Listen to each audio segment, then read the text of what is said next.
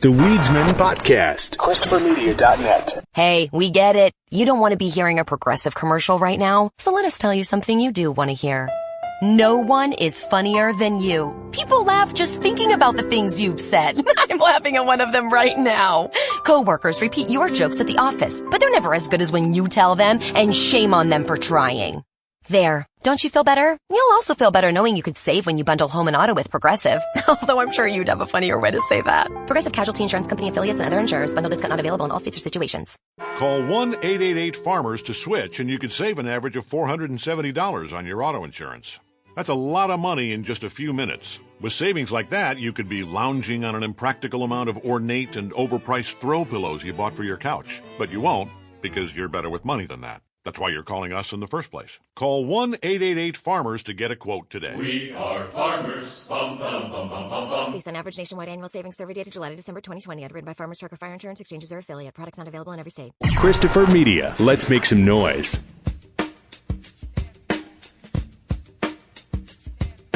From Asthma Core Studios near Detroit, Michigan. Oh, man. It's the Weedsman Podcast. I have no idea what's going on. And now, You have smoked yourself retarded. here are the Weedsmen. You want to get high? I'm Chris. I'm Aaron. And yeah, well, was it 1 year ago?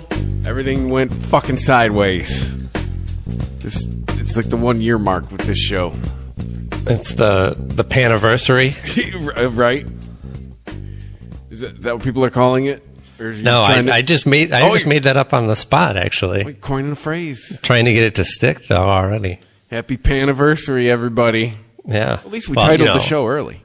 I have like probably a whole year to get it to really stick. True. We can use it again. Hey, happy second paniversary. Remember when we were all like, hey, Biden's got this thing cinched in April? Anyway, no, positive thoughts. Positive thoughts. Yeah. We see the light at the end of the tunnel, as Cuomo likes to say. And I'm like, that's not the right analogy for what you, like, I understand what he means, but when we talk about the light at the end of the tunnel, we also think about, dying and moving on. They say people who have near-death experiences see a tunnel and they see a light and they want to go to the light, and they think that the light represents an angel or God or heaven or something like that. But he keeps talking about, we're going to beat COVID. We just got to go to the light at the end of the tunnel. I'm like, no, don't tell people to go to the light. Tell them to hang on.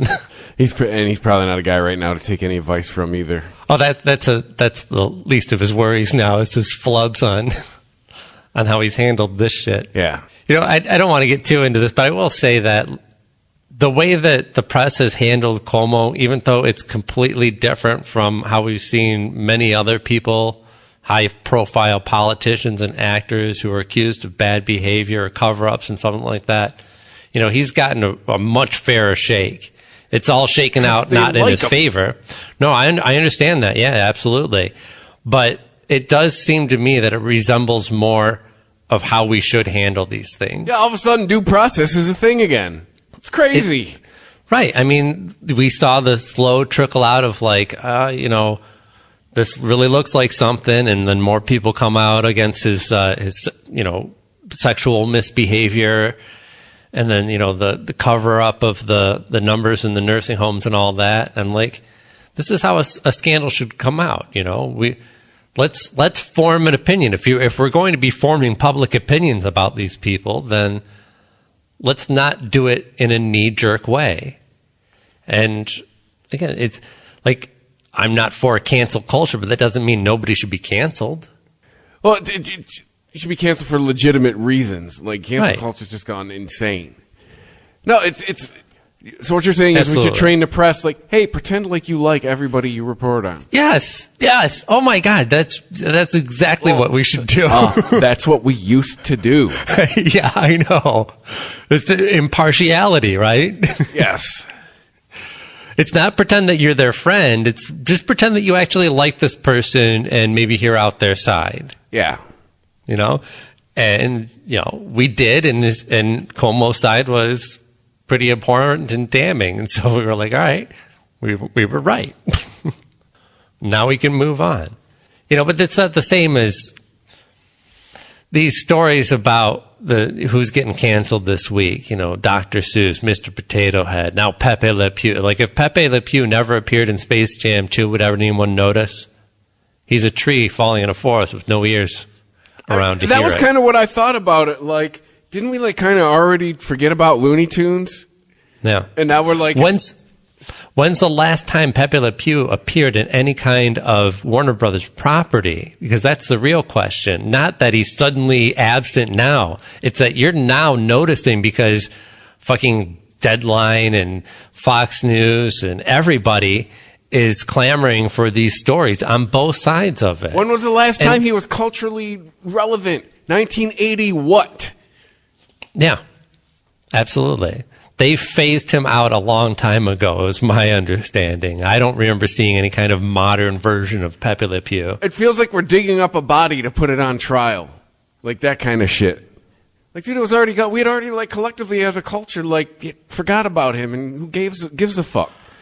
It's like we're talking about a relative that died 2 decades ago going, notice how Grandpa isn't around anymore? No, nobody noticed that. He's gone, right? Why are you bringing that up? Warner Brothers killed Pepe Le Pew. And now we got to dig him up and kill him again. They didn't make an announcement, they took him for a ride. So let me guess. They beat him out in the desert like Joe Pesci. So in a month we're talking about Mandu. Yeah. In a month, we're probably talking about Speedy Gonzalez in the same way. It's the same thing. Like, Warner Brothers moved on a while ago. Warner Brothers went, we should probably not do this anymore. But, we'll probably have to dig up and kill Speedy Gonzalez next. Like, I'm not advocating for it. Like, it's already dead. Yeah. It's Space Jam 2. I mean, was this expected to be a big deal? Kinda. Did Space Jam, dude, Space Jam came out when I was in high school, came out when you were, like, college age. Not for us. It missed me. Yeah. But apparently for kids, that movie was a big deal. And actually, if you look at the box office receipts, it was a big deal. So this is trying to catch some millennial nostalgia now that they're adults. Hey, this movie you saw as a kid, we're making a 2. And I think this one has LeBron James and not Michael Jordan. Or maybe it has both. Oh, apparently there is, I might have to eat some of my words here. Apparently there was a scene that they created that they actually filmed and animated Pepe Le Pew in, or at least partially animated in, that ended up getting cut. I think, the other thing I thought after I read about that too was like, how many rapists are like, yeah, I'm doing this because of that cartoon skunk I saw when I was 6? Yeah. Well, let's see. What was the moral, dare I say, behind the Pepe Le Pew cartoons? I mean, if anything, 2021, let's be mad at the right thing. It's just bagging on French culture the entire time, every cartoon. Yes. Like, definitely tons of French stereotypes. It's more saying that French men are a little bit rapey, is what that stereotype is saying to me. Yeah. But apparently the French are still okay to make fun of, right? I guess. The French and fat people, no matter where you go, who you are, you can still make fun of both. I don't know. You can't make fun of fat women. Oh boy. Did you read that article I sent you the other day about Lizzo? Oh no. You have to accept fat women now, and you have to... We've had this conversation. Right, but... Which, by the way, like... But I'm putting in quotes, we like Lizzo, right? We don't like Chris Christie. So, fat jokes, fire away. Shoot. Well, say they're not putting John Goodman on the cover of GQ. Like, for dudes, you still gotta be shredded. Well, I don't know. Dudes get a lot more leeway in that department still. Well, no, dudes can get old. Yes, they can. That's what dudes have. That's what dudes got on women in media. Men can age. They can be allowed to age, yes, as they say. Dude, blame biology. Talk to the penis. It knows what it likes. And it likes cartoon skunks? No, when you talk about men and women, how men can age in media and women can't. Oh, right. Yeah. No, I mean, that's just it. Like, women, it's not about that men can age. It's that women have a wider palette of men that they like than vice versa. If, just talking about heterosexual people here. Yeah, George Clooney shows up with salt and pepper. He's still a viable sexual entity. Well, George Clooney, just any version of him, I think pretty much. He's got a lot more going on than, just some charm and some salt and pepper. That's one goddamn good-looking guy. Well, I guess, and charming as fuck. Did you listen to his interview on Smartless? No. He tells these crazy stories, these elaborate pranks that he would play on a friend of his. I think it was a fellow actor or somebody. I didn't really know who they were talking about. One of them was always cleaning up the cat litter before his roommate, the owner of the cat, could get to it. And so he thought that his cat was constipated. And then he did that for weeks while the owner freaked out over his cat not shitting. And then George Clooney shat in the litter box when they left a human-sized shit in there. I think you've told me this story. And just let him find it. I heard this on another podcast. Yeah. That, and he also, he faked taking painting lessons. He set up an easel and all these paints and everything, was telling everybody about, I'm going to be a painter. And then he just started buying at flea markets these horrible paintings, and he just put them up. And the same guy with the cat was like, oh my gosh, you're getting so good so fast. And he eventually gifted him this huge painting that he had found, claiming that George Clooney, himself had painted it. The guy hung it above his fireplace for 2 years, he said. And everyone would come over, and everyone knew but this guy that George Clooney didn't paint that painting. So they would ask him about it. Oh, tell me, what's that over your fireplace? That's interesting. Not cool, George. And then he told that story on the Tonight Show one night, and then called the dude and was like, you should watch the show. Damn. What if that dude called him hey, fuck you, George Clooney? That's some diabolical shit, man. Yeah, I might be mad at him. I don't know. I would be I'd have to appreciate the handiwork. I'm sure I would have some anger, but it would subside. I would quickly get over it, I would imagine. I would be too impressed. And plus, how do you stay mad at those baby blues? And he's fucking rich. Fuck acting. Well, yeah. That tequila he came up with, didn't he fucking make hundreds of millions of dollars when he sold it? Yeah. Acting's now a side hustle. Yeah. That's why everybody's getting into that weed business too, looking to get that same kind of payout. I mean, it's not going to happen. Eventually that's going to happen, right? I think that's the whole idea behind a lot of these, I'm sure Seth Rogen, we talked about his last week, his pottery and pot business. Eventually, and possibly sooner than we think, national legalization is going to sweep the nation, and he can go to, I don't know, whatever cigarette manufacturer wants to distribute his product, probably take that huge payout. Well, I heard that's kind of already what they do with celebrity branded weeds.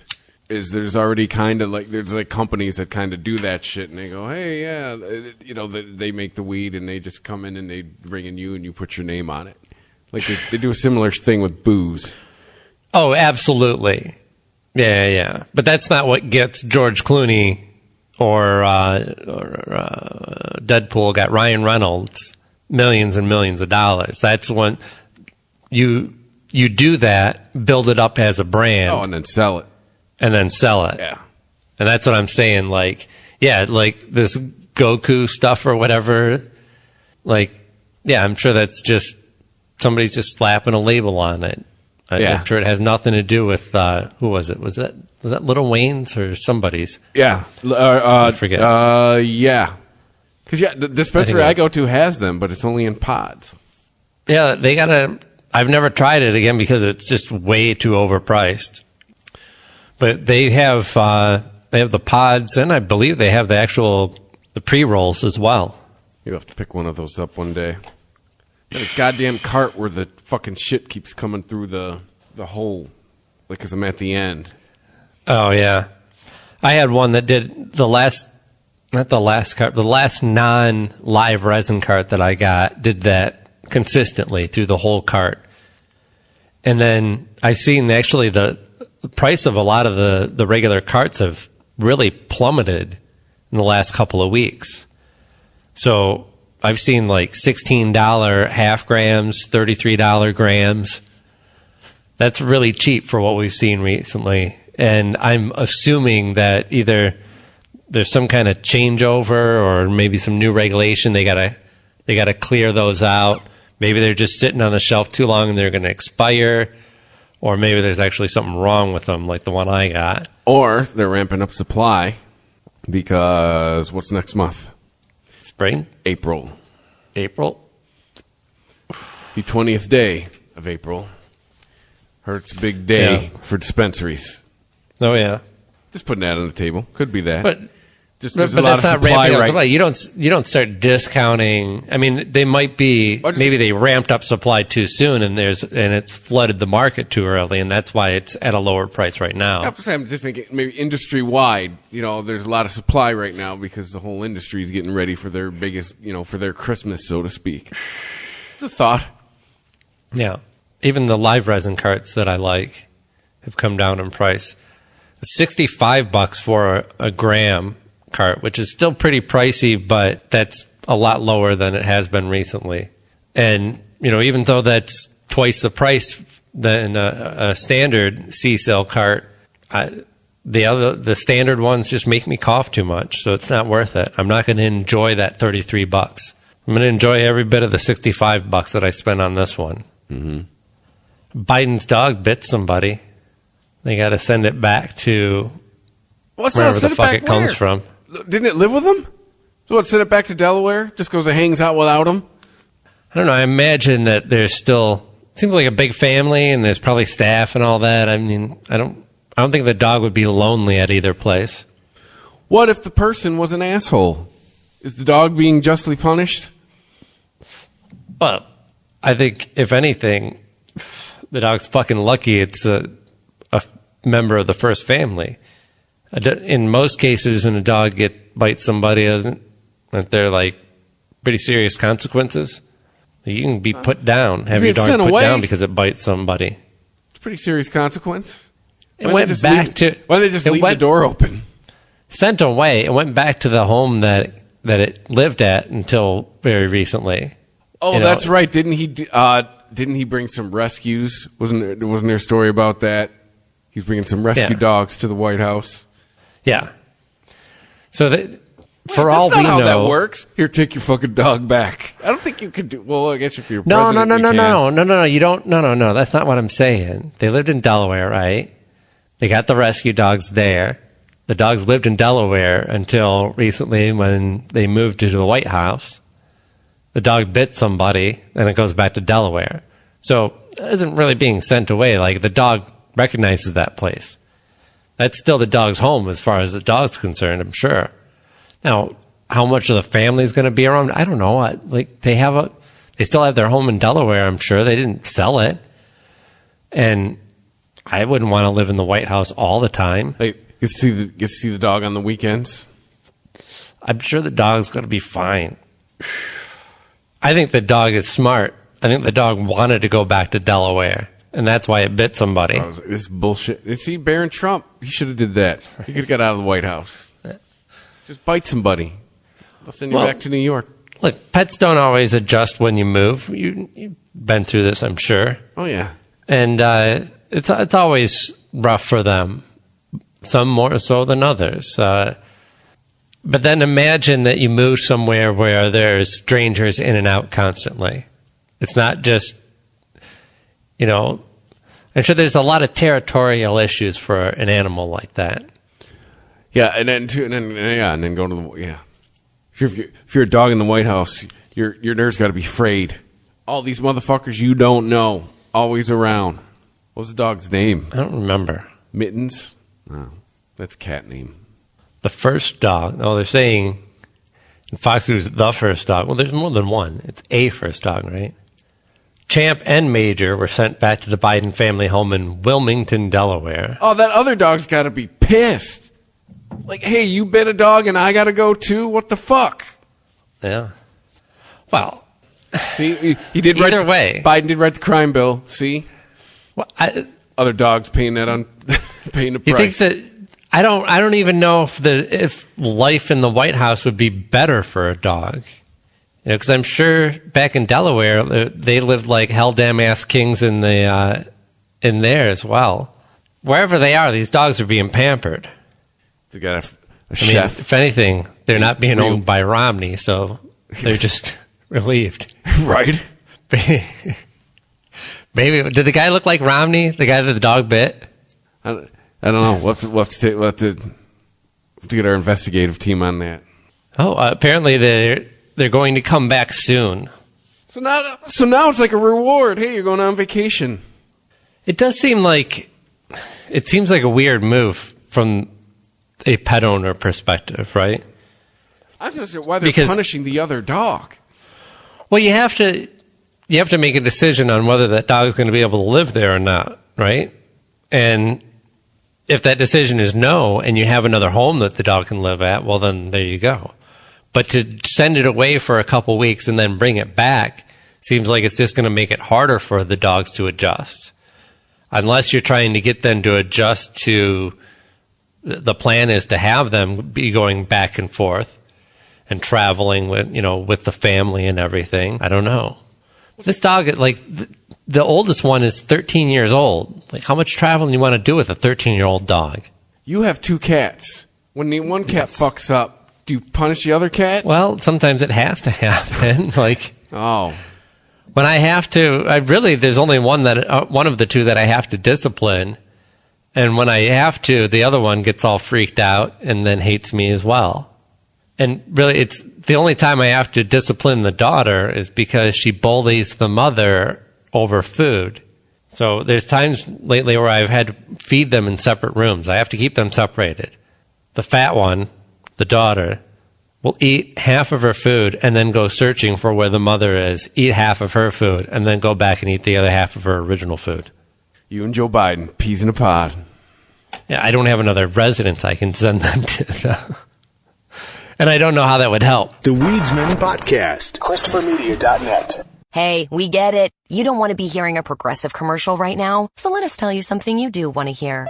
No one is funnier than you. People laugh just thinking about the things you've said. I'm laughing at one of them right now. Coworkers repeat your jokes at the office, but they're never as good as when you tell them, and shame on them for trying. There. Don't you feel better? You'll also feel better knowing you could save when you bundle home and auto with Progressive. Although I'm sure you'd have a funnier way to say that. Progressive Casualty Insurance Company affiliates and other insurers. Bundle discount not available in all states or situations. The Jeep President's Day event is going on now, so join us today for great deals. There's no debate. There's only one. Jeep. Well-qualified returning FCA lessees get a low-mileage lease on the 2021 Jeep Renegade Latitude 4x4 for $109 a month for 24 months with $4,299 due at signing. Tax, title, license extra. No security deposit required. Call 1-888-925-JEEP for details. Requires dealer contribution and lease through Ally Financial. Current lease must end by 2/28/22. Extra charge for miles over 20,000. Residency restrictions apply. Take delivery by 3/1/21. Jeep is a registered trademark. At NJM Insurance, making our customers happy is what makes us number one. J.D. Power ranked us first in the nation for customer satisfaction with the auto insurance claims experience. Get award-winning service at njm.com. This isn't just insurance, it's NJM. Hey, we get it. You don't want to be hearing a Progressive commercial right now, so let us tell you something you do want to hear. You are intelligent. You make all the right decisions. You were smart before smart was cool, and you made it cool again. You have a wealth of knowledge, and you are so very clever. I bet you already knew I was going to say that, you genius. There. Don't you feel better? You'll also feel better when you hear you could save big when you switch to Progressive. But I'm pretty sure you already knew that, too.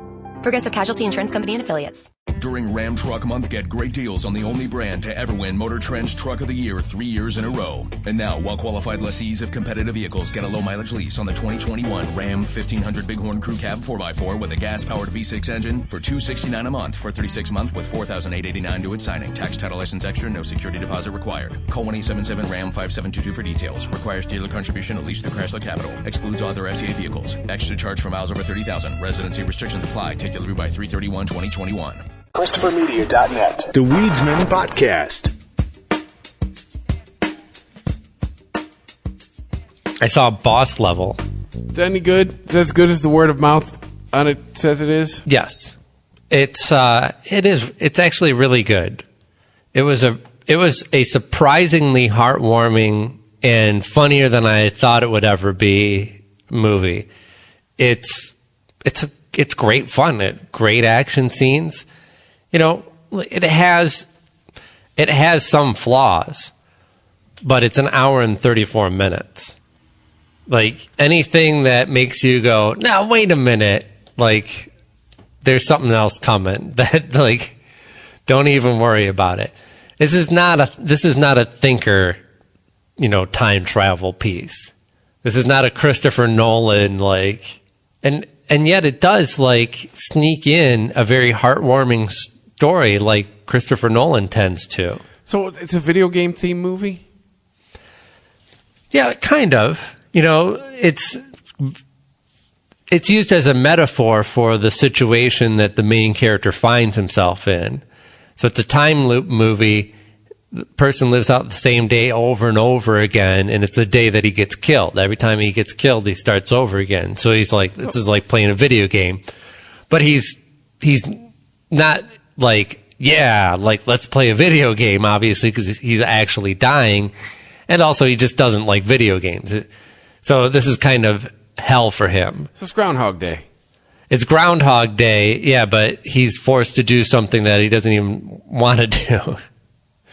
But in unraveling why he's stuck in this situation, you know, there actually is a story unfolding. And it's actually very cleverly written.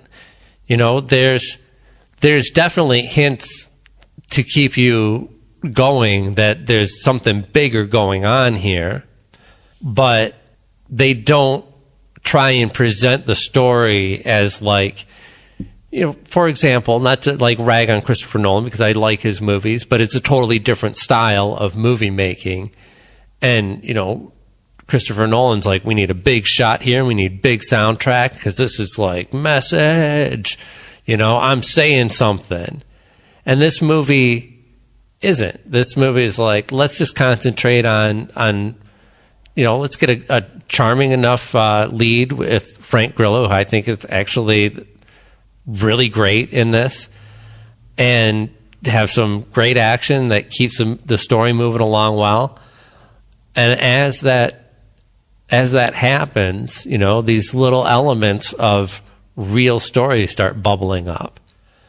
And to the point where there's actually, like, the big spoiler in this has nothing to do with anything about what is causing this, or, you know, that's all kind of at the end just a little bit hand wavy. Like, there's this technology that they developed, and, you know, and it allows you to fuck with time.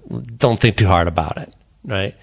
And it doesn't even matter at that point because you got the meat of that real story, which turns out to be about family, about fatherhood.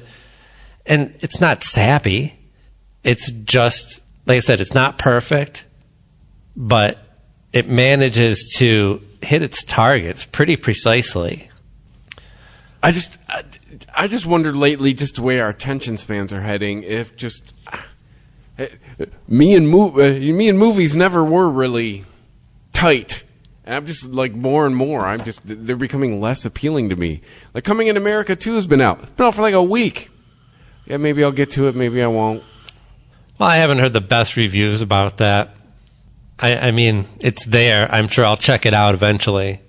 But I don't know. Like I said, this isn't like a video game inspired movie like, what is it? Hardcore Harry? Was that the one that was like all first person or Scott Pilgrim, where it's like, we love video games and everything is a reference to something else. It's not Ready Player One. We're like, let's just throw everything in there and we love all this culture. It's not any of that. I think you actually might enjoy this character more because he's like, he doesn't understand any of that shit. You know, and that's the thing. Like, I don't want to, if I really get into it, then I'm getting into spoiler territory of what the real heart of the story is. And it does pay off and it's really fun. It's not a bunch of like references that you're not going to get. It actually is a guy like playing a video game, but from our perspective, like I don't understand any of this shit. All right, maybe I'll check it out. Because you did say it's only an hour and 34 minutes. Yeah, and it really doesn't even give itself time to like slow down to be a dud anywhere, you know? Like Mel Gibson is all right. His final scene, he kind of brings it.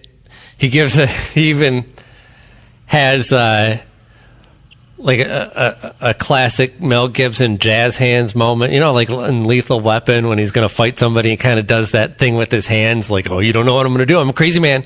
Yes. He kind of waves his hands around a little bit. So he still does that? He does one of those, and I'm like, there he is. But for most of it, I mean, he plays, for most of the movies, like Dr. Claw. You might as well only see him from behind stroking a cat. Like, he's got some, you know, lines that he delivers just sitting behind a desk, and, you know, it's intentionally supposed to be subdued, you know. He's kind of playing a cool guy. You're not going to rattle him. But when you do get him rattled, then he actually gets a chance to act a little bit, and he's decent enough. Is that our standard now? Decent enough. Well, I don't even know what to think about Mel Gibson. Like, you know, if the Jews are really still mad at him, would he be making any movies? Oh, canceled. Canceled. You're canceled. Remember, we say we want to talk about the truth, but we can't really say it, Aaron. Naomi Watts is good in it. Moving on.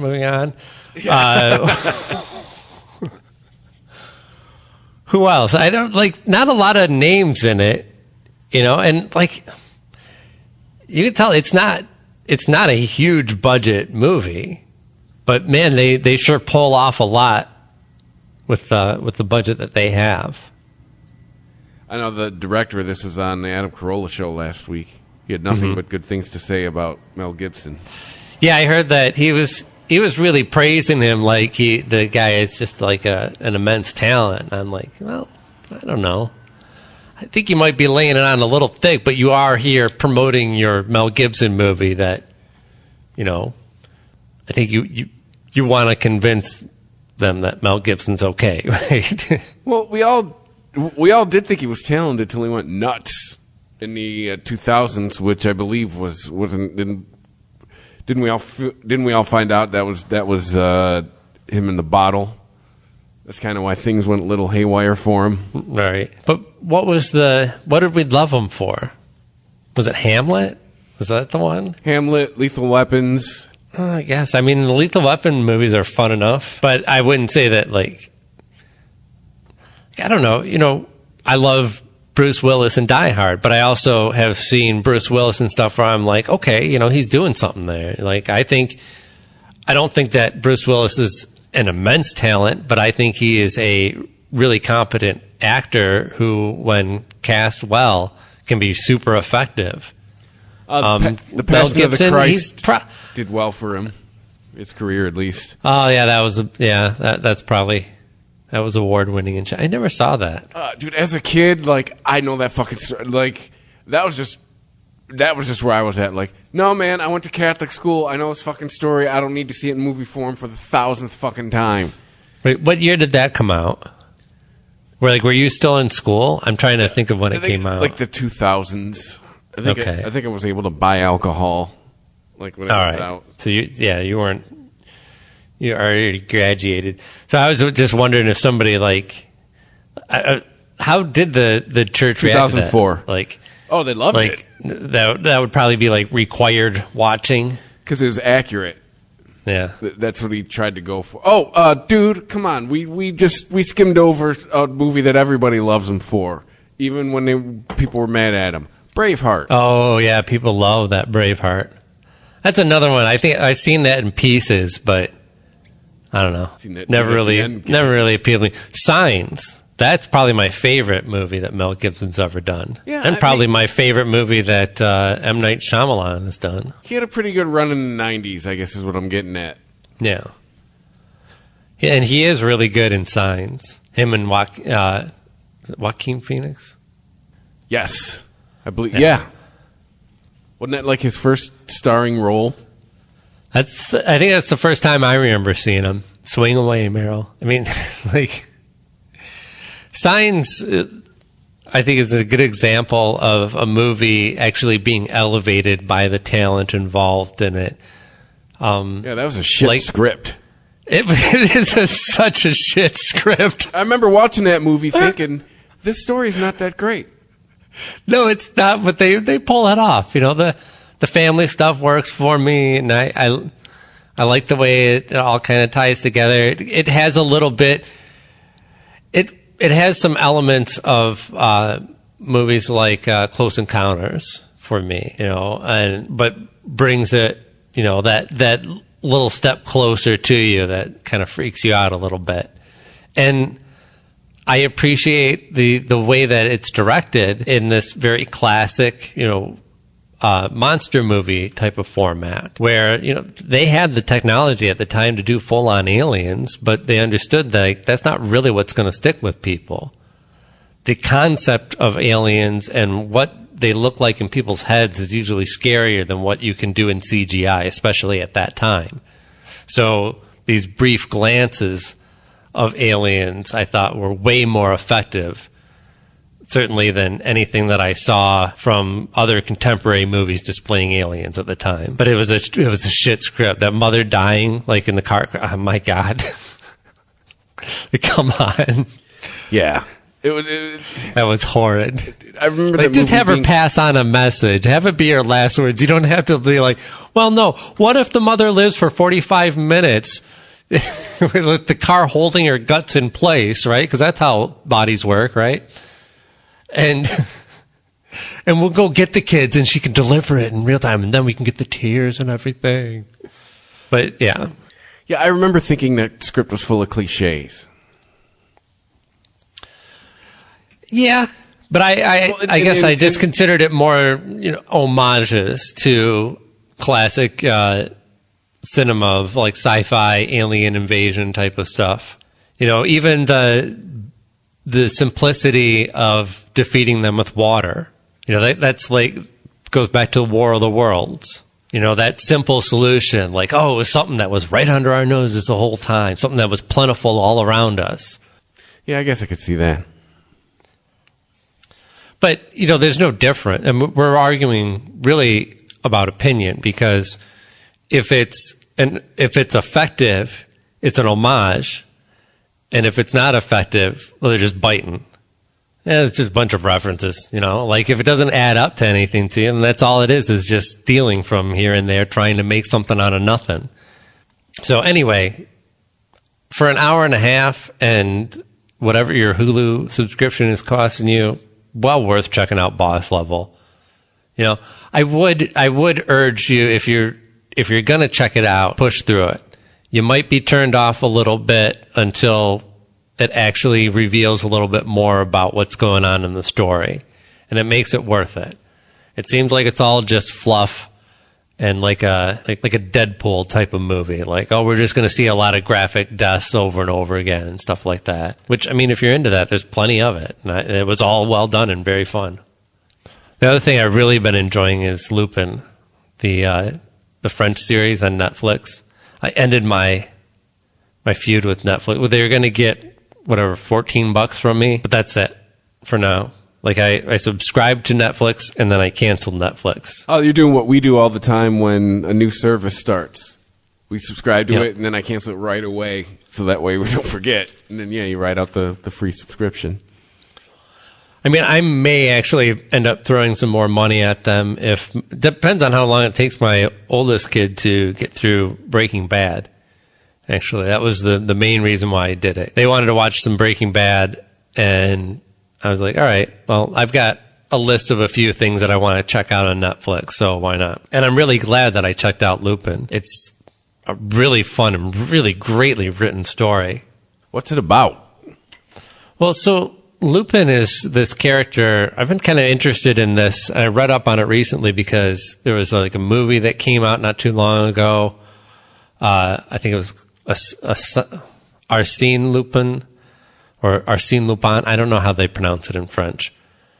But this is a character that goes back to almost, it was like early 1900s. So a French author, I forget his name. I've actually started reading some of the first book of the original Lupin stories. And Arsène Lupin was just this kind of Robin Hood figure. Well, not so much Robin Hood. Like, he wasn't charitable, but he was dashing. You know, I guess more of the Bonnie and Clyde type, like the high-profile criminal. But he was also like the anti-Sherlock Holmes, right? So Lupin has like a way to get out of every situation, you know, and he's very brazen about his crimes too. So in the books, I just started it. I'm like 4 chapters in, and they're relatively short chapters. I've just been reading a chapter a night. And the chapters are all kind of these self-contained little capers that all tie together. And so one of them is like Lupin sending letters to somebody like, I'm going to steal your stuff. And if you don't want me to just come in and take everything, you should set all these items aside that I've noted here. These paintings that I like and these jewels, just set them aside for me. Let's make this easy. And then I'll be on my way, you know. So just very brazenly, like, I will be here at this date, at this time, to pick up this stuff that belongs to you because I'm going to steal it because I want it. And of course, this is preposterous, but also this is a really high-profile, like, well-known criminal. And so the person that receives the letter takes it very seriously, and, you know, gets the cops involved, and they lock down the room and everything. And of course, it ends up getting stolen anyways. And there's this big reveal at the end of the chapter about how Lupin actually did it. You know, so he's breaking out of jail, and he's actually getting into jail on purpose only to set up a crime to then break out of jail. I think using jail just as an alibi. And he's, you know, again, very dashing, charms everyone, is a master of disguise. And this has been a lasting character in French literature, and there's been the Japanese love this character too. There was a Miyazaki movie. I think the one something about a castle. There's too many about there's I forget what it was called, but there's a Lupin movie that they made. There's so many different series. I tried checking them out, like, to see. I can't figure out any continuity between any of the series. I guess just pick by whatever one looks the least annoying in animation style if you're interested in it. But there's been a lot of different adaptations over the years of the same character. And Lupin, the Netflix series, is the latest one, and it's not really supposed to be that character. It's kind of clever how they did it. It's about somebody who is inspired by the Lupin books and turns himself into a self-styled, like, criminal Batman, basically. Criminal Batman. Yeah. That's basically it, you know. I mean, he doesn't have all the resources necessarily, not this version in the Netflix series, but he's educated himself and trained himself in a lot of different techniques, and, you know, he's kind of like Batman like that. You know, he knows a little bit of jujitsu. He knows how to hack computers. He knows how to charm people. He knows how to, you know, pass undetected in certain situations. How to, you know, do basic things, like steal people's watches without, or get out of handcuffs, shit like that. escape artist shit. Damn. A multi-talented and charming criminal. That's the whole thing. But he's always written with heart, usually too. And certainly the character in this series, we really only see him commit crimes in order to yes, it's for his own personal gain, but he's not doing it to make money. He's doing it to make sense of this life, right? He's child of an immigrant accused of a crime who his father hung himself in jail after confessing to this big crime of stealing this multi-million-dollar necklace. And that, of course defines this person's life, the main character in Lupin. And so he's actually using all these skills that he gets from reading these books and from his, training to try and make himself into this criminal mastermind, but he only uses it to discover what really happened to his father. So, well worth reading the subtitles. Actually, you can get, there's a subtitle. Oh, then we're TLDR. Oh, boo. Look, there is a decent English dub, as long as you're not bothered by the lips not matching up perfectly. There is a watchable English dub version of it that I'm sure that's probably what most people are watching. That's what came up first. And I was like, I'm not watching this. Oh, this fucking What's Up Tiger Lily shit. So I had to go back to the original. If I want to fucking read, I'll read a book. I'm doing both. I'm reading the captions on the show and I'm reading the book. And they're both enjoyable. It's like extra work. So what's going on with cannabis? I guess not a ton of news, but some developments in Hawaii is one of them. Their Senate approved a marijuana legalization bill and an expansion of the decriminalization of cannabis. Separate things, actually. So, I mean, Hawaii's just going full bore. They're like, listen, give us a couple years. Hawaii's laid back anyway, right? It's just playing into the aesthetic. Pretty laid back. See, in a story by the Marijuana Moment, they say under the legalization proposal, adults would be allowed to possess up to 1 ounce of cannabis and cultivate the plant for personal use. Cleared the full chamber in a 20-5 vote. And then there's a separate piece of legislation wherein possession of 3 grams or less of marijuana is punishable by a $130 fine. That's still pretty that's pretty steep, man. And 3 grams ain't a whole lot. That's if you have an eighth on you. That's an eighth. Then you can get a $130 fine. Come on, Hawaii. Not cool. But at the same time, you're passing a law that says that you can have an ounce on you. But that's not going to go into effect yet. I don't know how you do this concurrently. Actually, no, wait, a lot of mixed messages. Right, someday in the near future, we plan on making this totally legal to walk around with an ounce in your pocket. But until that day, we are now going to enforce a $130 fine for anything over 3 grams in the meantime. What is the message there? The message is because we say so. That's all you can really take away from it, right? The message is, hey man, we're still figuring this out. Shut the fuck up, you're in Hawaii. I bet Hawaii does a lot of what California does. Shut the fuck up. You like the weather, don't you? Yep. They do get to do a lot of that, I'm sure. Like, where are you going to go? Jamaica? Yeah. And true, when you're in Hawaii, you're a captive audience. You're on the islands. That's it. Yeah. And most likely that $150 fine is probably only going to be applicable to tourists who are too stupid to find someplace more discreet. Well, there is that. So Hawaii, also Minnesota, their Senate passed a bill that would legalize marijuana for medical use. Hey, slow down. Yeah, I thought Minnesota had a medical use program already. Well, we were mistaken. It apparently passed with a unanimous vote, too. Oh, right now, okay, medical cannabis is only allowed in pill or liquid form. So they just had a really super restrictive one.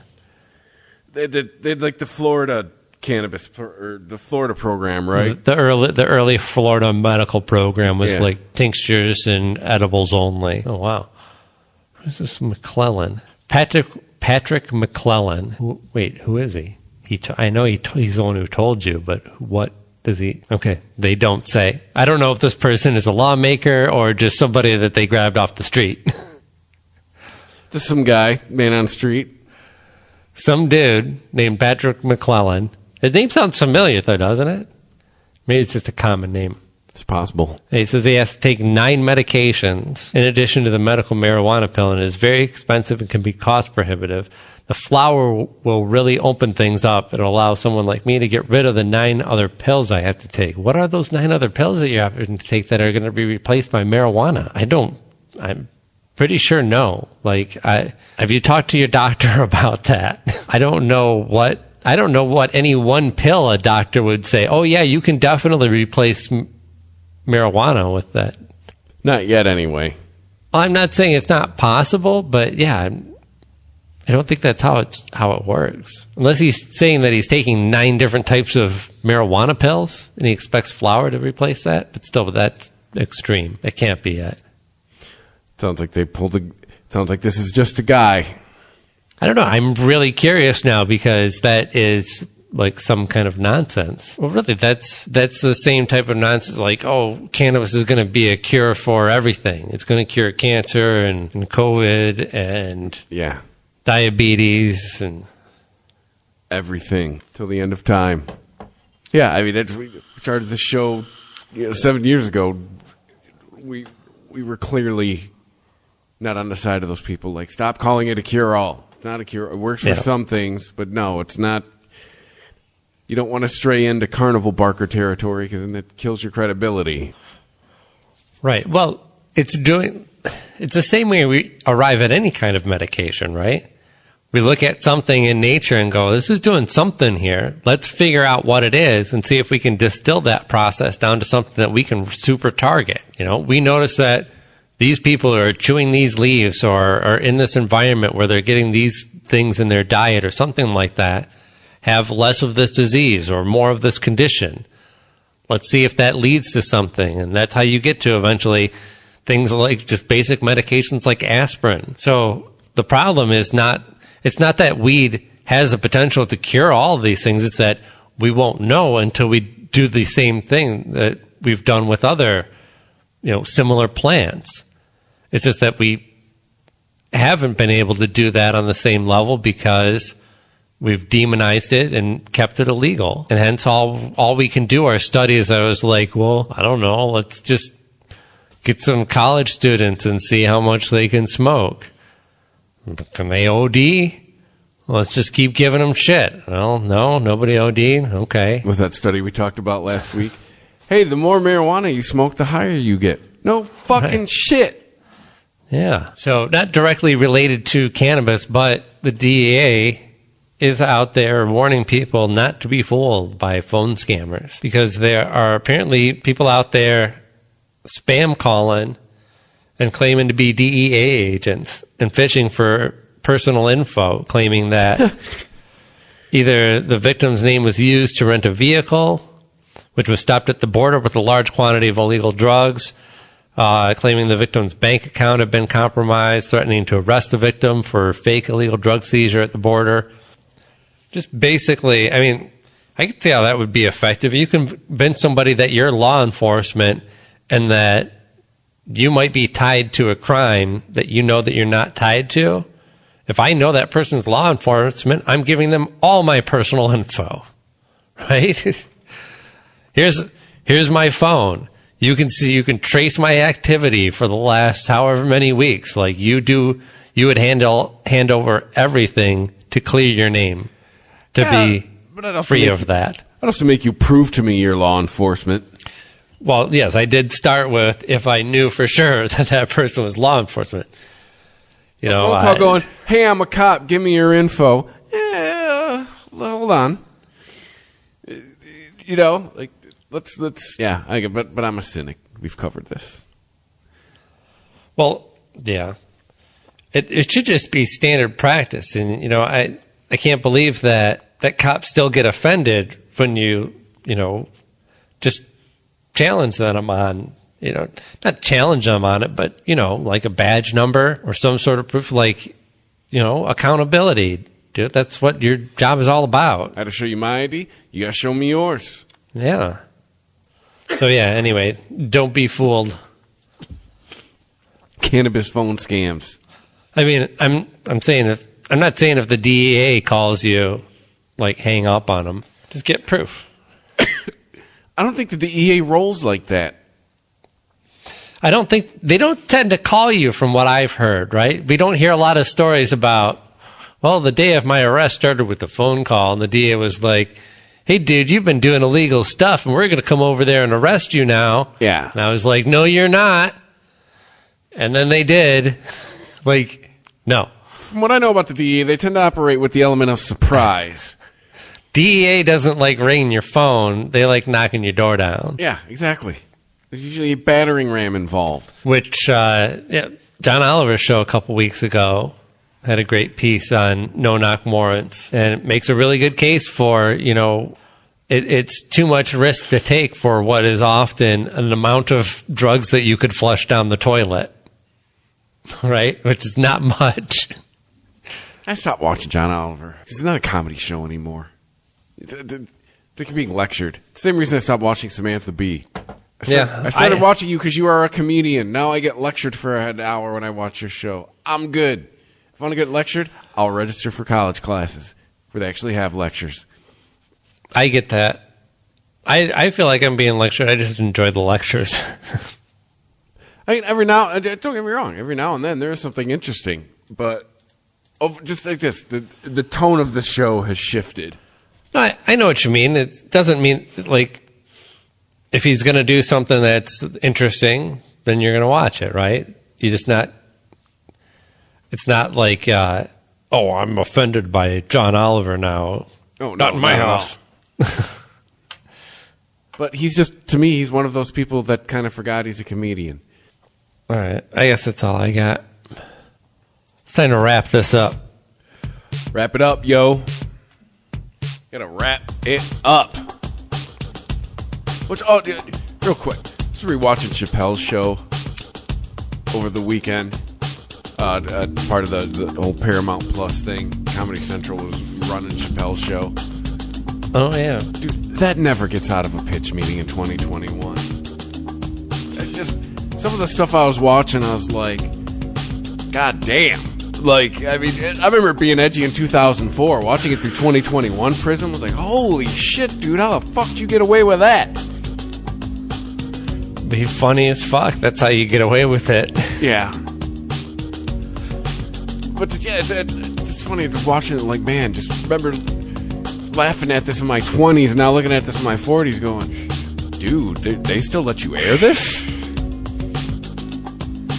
But anyway, my memory was jogged. I said, you got to wrap it up. We are on Twitter at TheWeesman420, on Instagram at The Weesman Podcast, and you can email us, TheWeesmanPodcast, at ChristopherMedia.net, which is where you go to hit the Amazon banner if you want to help us out. Wrap that gavel up, too. Yeah. Oh, reminds me, a lot of people were on that before they were nobody. Rashida Jones was on that show before we even knew who the hell she was. Yeah, she was Was she the one, like, I don't like people playing on my phone? No, she was the girlfriend in the Love Contract commercial. Oh, okay. Yeah. Oh, yeah. Yeah, and then there was a couple other people. I was like, oh, shit. Oh, Bill Burr, back when he had hair, before we even knew who the fuck he was. He was on there. But, yeah, anyways, Amazon banner. Hit it. It helps us out. Doesn't cost you any extra money. Or if you just want to give us money, you can click the PayPal button. And listen to us everywhere. We're where all the big podcast players are. If it gets a podcast, we're there. Review us. Rate us. You use a little bit of help in that department. Just helps people find us. And as far as the way the Apple works, it kind of helps you shoot up in the rankings. So if you could rate us and review us, please, thank you. Other than that, you can also stay high.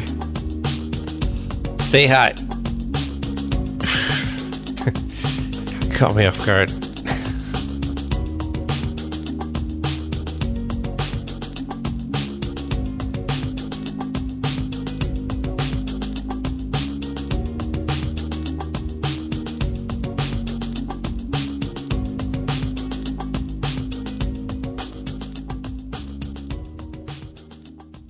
You can find nearly everything you'll ever need to know about flooring on the internet. It's all out there. You can even become an expert in acclimation if you really want to. But chances are you might not. You're probably searching type of floor, 3 kids, 2 dogs, very messy. LL Flooring will find the right floor for that and will help with the acclimation stuff too. These are the floors homes are built on. Lumber Liquidators is now LL Flooring.